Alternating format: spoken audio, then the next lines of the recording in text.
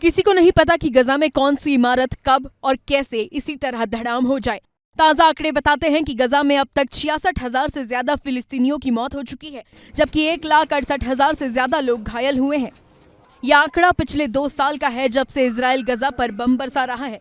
अगर पिछले 24 घंटे की बात करें तो इजरायली हमले में गजा के 50 लोग मारे गए और करीब 200 लोग घायल हुए हैं। 7 अक्टूबर 2023 को हमास और इजराइल के बीच संघर्ष शुरू हुआ था और तब से ही इजराइल के गजा पर हमले जारी है। और ताजा आंकड़े बताते हैं कि पिछले 24 घंटे में इजराइल ने गजा में लगभग 140 ठिकानों पर हमला किया, जिसमें बुनियादी ढांचे भी शामिल है।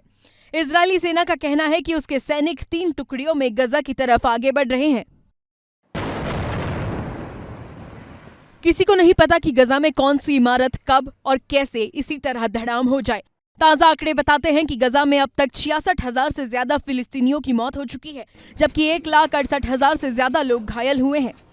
यह आंकड़ा पिछले 2 साल का है जब से इजराइल गजा पर बम बरसा रहा है।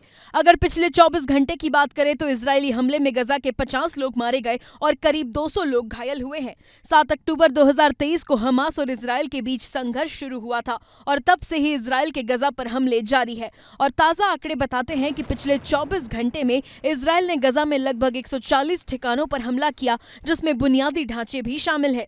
इजरायली सेना का कहना है कि उसके सैनिक 3 टुकड़ियों में गजा की तरफ आगे बढ़ रहे हैं। किसी को नहीं पता कि गजा में कौन सी इमारत कब और कैसे इसी तरह धड़ाम हो जाए। ताजा आंकड़े बताते हैं कि गजा में अब तक 66,000 से ज्यादा फिलिस्तीनियों की मौत हो चुकी है, जबकि 1,68,000 से ज्यादा लोग घायल हुए हैं।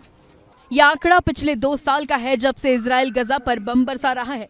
अगर पिछले 24 घंटे की बात करें तो इजरायली हमले में गजा के 50 लोग मारे गए और करीब 200 लोग घायल हुए हैं। 7 अक्टूबर 2023 को हमास और इजराइल के बीच संघर्ष शुरू हुआ था और तब से ही इजराइल के गजा पर हमले जारी है। और ताजा आंकड़े बताते हैं कि पिछले 24 घंटे में इजराइल ने गजा में लगभग 140 ठिकानों पर हमला किया, जिसमें बुनियादी ढांचे भी शामिल है।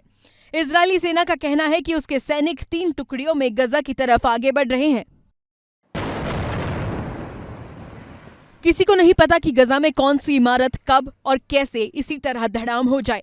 ताजा आंकड़े बताते हैं कि गजा में अब तक 66,000 से ज्यादा फिलिस्तीनियों की मौत हो चुकी है, जबकि 1,68,000 से ज्यादा लोग घायल हुए हैं।